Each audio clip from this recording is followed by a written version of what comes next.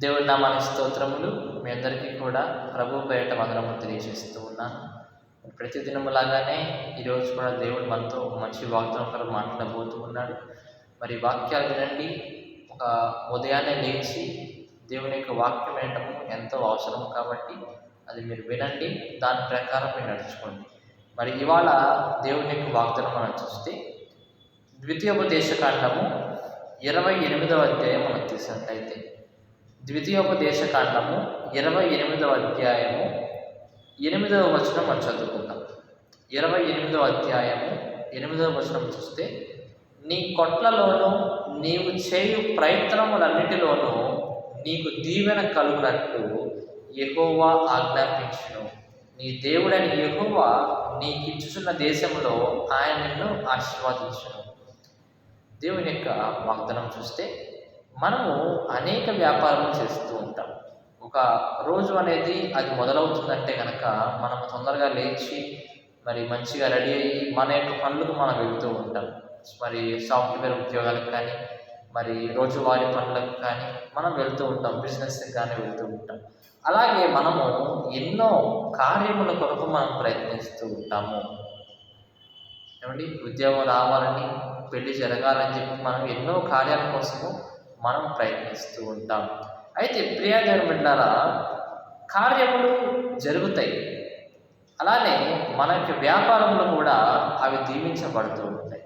ఎప్పుడంటే కనుక మనలో సహనం ఉన్నప్పుడు, మనము దేవుల్లో చాలా సహనం కలిగి ఉండాలి. ఒక అతను అంటూ ఉంటాడు, ఏమండి మీకు చాలా పేదవాళ్ళుగా ఉన్నారు కదా, అయినా కానీ ఎలా మీరు సంతోషంగా ఉంటూ ఉన్నారు అని ఒకళ్ళు అడిగితే ఒక ఆయన చెప్తూ ఉన్నాడు, నేను రోడ్డు మీద వెళ్తూ ఉంటే కనుక నాకన్నా కూడా కొంచెం దీనస్థితిలో ఉన్న వాళ్ళని చూస్తూ ఉంటాను. నాకన్నా కూడా కొంచెం డబ్బు లేనటువంటి వాళ్ళని నేను చూస్తూ ఉంటాను. వాళ్ళని చూసినప్పుడల్లా నా యొక్క స్థితిని నేను జ్ఞాపకం చేసుకొని, ప్రభువా ఈ స్థితిలో నన్ను ఉంచినందుకు నీకెంతో ధన్యవాదములు, కృతజ్ఞతాస్తుతులు చెల్లిస్తూ ఉన్నాను అని అతనంట తన యొక్క స్థితిని బట్టి తను ఏం చేస్తున్నాడు, ఆనందపడుతూ ఉంటాడు. ఇతరుల కంటే కూడా ఇతరులకు ఎక్కువ ఉన్నదని, వాళ్ళు డబ్బులు వస్తూ ఉన్నాయని అతను ఏం చేయటం లేదు, వెర్రవేగటం లేదు, మరి దేవుడి మీద కోపం తెచ్చుకోవటం లేదు. ప్రభువా ఈ స్థితిలో నన్ను ఉంచావు కనుక నీకెంతో స్తోత్రాలయ్యా అని దేవుడికి అతనంట ప్రార్థన చేస్తూ ఉంటాడు. దేవుడు అటువంటి వారినే కోరుకుంటూ ఉంటాడు. తగ్గింపు కలిగేటువంటి హృదయాన్ని దేవుడు కోరుకుంటూ ఉంటాడు. ఏమంటే నీ యొక్క అభివృద్ధి కనుక కావాలంటే కనుక, ఏమంటే వ్యాపారముల అభివృద్ధి కావాలంటే, మీరు చేసే ప్రయత్నములు అవన్నీ కూడా మంచిగా జరగాలంటే కనుక, దీవించబడాలంటే కనుక మీలో సహనం దేవుడు చూస్తూ ఉంటాడు. ఏమండి మనం చూస్తే రోజులు అనేవి ఎప్పుడూ ఒకేలాగా ఉండవు. కొన్ని రోజులు మనము మంచిగా ఉంటూ ఉంటే అంతా కూడా మనకి కలిసి వస్తూ ఉంటుంది. కొన్ని దినాలు ఏం చేస్తూ ఉంటుంది, మనకి అన్నీ కూడా లాస్ వస్తున్నట్లుగా ఉంటుంది. అయినా సరే మనం ఏం చేయాలి, ఆ లాస్ వచ్చేటువంటి ఆ సమయంలో కూడా దేవుడిని మనము స్తుతిస్తూ ఉండాలి. దేవుడు అదే కోరుకుంటాడు. నీకన్నీ ఉన్నప్పుడు, నీకంతా కలిసి వస్తూ ఉన్నప్పుడు, నీ ప్రయత్నములన్నీ సఫలమవుతున్నప్పుడు నీ యొక్క ప్రవర్తన ఎలాగున్నది, అలాగే దేవుని యొక్క ఆశీర్వాదం తర్వాత మరలా ఇంకొక శ్రమ ఏదన్నా వచ్చిందనుకోండి, ఇంకొక లేమి ఏదన్నా వచ్చిందనుకోండి, నీ యొక్క ప్రవర్తన ఎలా ఉన్నది, నీ యొక్క సహనం ఎలా ఉన్నది దేవుడు పరీక్షిస్తూ ఉంటాడు. దేవుడు నోటి మాట ద్వారా ఈ లోకాన్నంతటిని కూడా దేవుడు సృష్టించాడు. ఇదిగో ఈ చెట్టు కలుగును గాక అంటే కలిగింది, సముద్రం కలుగును గాక, సూర్యుడు కలుగును గాక, నక్షత్రములు చంద్రుడు కలుగును గాక అంటే జరిగింది. కాబట్టి ఏమంటూ ఉన్నాడంటే కనుక, దీవెన కలుగునంటే యెహోవా ఆజ్ఞాపిస్తాడంట. నేను చెప్పాను ఇప్పుడే, దేవుడి ప్రపంచాన్ని మొత్తాన్ని కూడా సృష్టించాడు, ఈ భూమిని మొత్తాన్ని కూడా. కలుగును గాక అని దేవుడు ఆజ్ఞాపించగానే సూర్యుడు వచ్చేసాడు.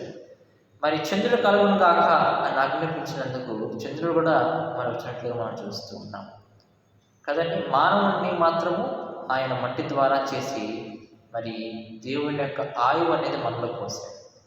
కాబట్టి దేవుడు ఆజ్ఞాపిస్తే కనుక ఇంకా జరగనటువంటిది ఏముంటుంది చెప్పండి. ఓచట అంటున్నాడు దేవుడు మన పక్షంలో ఉంటే కనుక మనకి విరోధి ఎవరు ఉంటారు చెప్పండి. కాబట్టి ప్రియా దేవుడు అంటారా, దీవెన అనేది ఎప్పుడు వస్తుంది అంటే దేవుడు ఆజ్ఞాపించినప్పుడు వస్తూ ఉంటుంది. ఆజ్ఞాపించినప్పుడు రావాలంటే కనుక మనలో దేవుడు ఒక మంచి ఫలాలను దేవుడు ఆశిస్తూ ఉంటాడు. ఒక మంచి ఫలములను దేవుడు ఆశిస్తూ ఉంటాడు. కాబట్టి దేవుడు ఆజ్ఞాపిస్తే అది ఖచ్చితంగా జరిగింది. మనం చూసే అబ్రహాముకి దేవుడు మాటిచ్చాడు, ఇదిగో నీ కుమారుడు పుడతాడు, అతని యొక్క సంతానం నేను ఇసుక రేణువుల వల్లే చేస్తాను, అతని యొక్క వంశావళి నేను ఇసుక రేణువుల వల్లే చేస్తాను అని మాటిచ్చాడు. అయినా కానీ ఏంటంటే కనుక చాలా లేట్ అవుతున్నది, కుమారుడు పుట్టడం లేదు. మరి వీళ్ళిద్దరం చూస్తేనేమో వయసు అయిపోతూ ఉన్నది. అయినాను ఏం చేశాడు అబ్రహాము? విశ్వాసం వచ్చాడు. ఇంకా చివరికి దేవుడు ఏం చేశాడంటే తన యొక్క ఇచ్చినటువంటి వాగ్దానమును నెరవేర్చాడు. కాబట్టి నీ ప్రయత్నములు అవి సఫలం అవ్వాలంటే కనుక కొంత సమయం పడుతూ ఉంటుంది. కానీ ఈ సమయం మధ్యలో మనం ఎలా ఉండాలా? దేవునికి ఇష్టలుగా ఉండాలి, సహనంతో కలిగి ఉండాలి, ప్రార్థనా జీవితం మనం కలిగి ఉండాలి. మన యొక్క కొట్లలో వ్యాపారములలో లాభం రావట్లేదని కానీ, మరి మన యొక్క ప్రయత్నంలో అవి జరగటం లేదని కానీ మనం దేవుళ్ళలోంచి తొలగిపోకూడదు ఎప్పుడు కూడా. ఇక్కడ ఏమంటారంటే దీవెన కలుగునట్లు యెహోవా ఆజ్ఞాపిస్తాడంటే, దీవెన కలగడానికి, మొత్తం పోవడానికి దేవుడు ఆజ్ఞాపించాడు, దీవెన కలగడానికి దేవుడు ఆజ్ఞాపిస్తూ ఉంటాడు. ఎప్పుడు ఆజ్ఞాపిస్తాడు? నీవు చేయి ప్రయత్నంలో నీకు దీవెన కలిగినప్పుడు యెహోవా ఆజ్ఞాపిస్తాడు. నువ్వు ప్రార్థనా జీవితం కలిగి కాబట్టి దేవుని యొక్క వాక్యాలు వింటూ సహనంతో నువ్వు ఎదురు చూసినప్పుడు పక్షిరాజు యవనం వలె నీ యవనం కూడా అది కొత్తదయ్యి దీవెనల వర్షము నువ్వు చూస్తూ ఉంటావు. తొలకరి వాన ఎలాగుంటుందో అలాగా నీ కుటుంబం మీద దీవెనలు నువ్వు చూస్తూ ఉంటావు.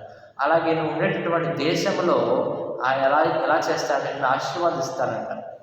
ఏమండి, మనం ఉన్నటువంటి ప్రాంతంలో మన దేవుడు మర్యాదకరంగా, దేవుడు నమ్ముకున్న వాళ్ళు చూస్తారు, ఇతరులు సాక్షిస్తారు, ఇతరులు సాక్ష్యం ఇస్తారు. మనం చూసి ఇతను చాలా మంచివాడు, ఇతని కుటుంబం చాలా మంచిది, వీళ్ళు ఒక మరి మర్యాద కలిగినటువంటి కుటుంబము అని చెప్పి అందరూ కూడా చెప్పుకుంటూ ఉంటారు. కాబట్టి ప్రియా దేవుడు బిడ్డారా, దేవుడు ఆజ్ఞాపిస్తే ఏదైనా జరుగుతుంటుంది. కానీ ఆ ఆజ్ఞ మనం పొందుకోవాలంటే కనుక మనం చేయవలసింది చాలా ఉన్నది. దేవుని ప్రార్థన చేయాలి, సహనంతో వేచి ఉండాలి. మనం ఉన్నటువంటి స్థితిని బట్టి ఏమంటే మనము దేవునికి మరి కృతజ్ఞతలు చెల్లించాలి. అలాగే మనకు ఏమీ లేదని చెప్పేసి మనం బాధపడకూడదు ఎప్పుడు కూడా. అన్ని జనాలు ఒకేలా ఉండవు. ఈ రోజున మనకి ఏమి లేకపోవచ్చు, కానీ దేవుడిలో మన విశ్వాసం కలిగి సహనం కలిగి ఉంటే ఒక్కసారిగా దేవుడు ఆజ్ఞాపిస్తాడు. ఇంకా ఆజ్ఞాపించిన తర్వాత దేవుని యొక్క దీవెనని ఆపువాడు ఈ లోకంలో ఎవరు లేరు. సాతాను వల్ల కూడా దేవుని యొక్క దీవెనలు ఆపటము వల్ల కాదన్నమాట. ఒక్కసారి దీవెన వస్తే కనుక నీ కుటుంబం మారిపోతూ ఉంటుంది. కాబట్టి ప్రియా దేవుని బిడ్డలారా, దేవుని యొక్క మార్గంలో నడవండి. దేవుని యొక్క మార్గము కొంచెం కష్టంగా ఉంటూ ఉంటుంది, అయినా అదే మార్గంలో వెళ్ళండి. చివరికి మీరు దేవుని యొక్క మార్గంలోకి వచ్చినందుకు ఎంతో సంతోషిస్తూ ఉంటారు, దీవెనల వర్షాన్ని మీరు చూస్తూ ఉంటారని చెప్పి దేవుడి వాగ్దానం ద్వారా సెలవిస్తున్నాడు. దేవుడి వాగ్దానం దీవించి ఆశీర్వదించును గాక. ఆమేన్.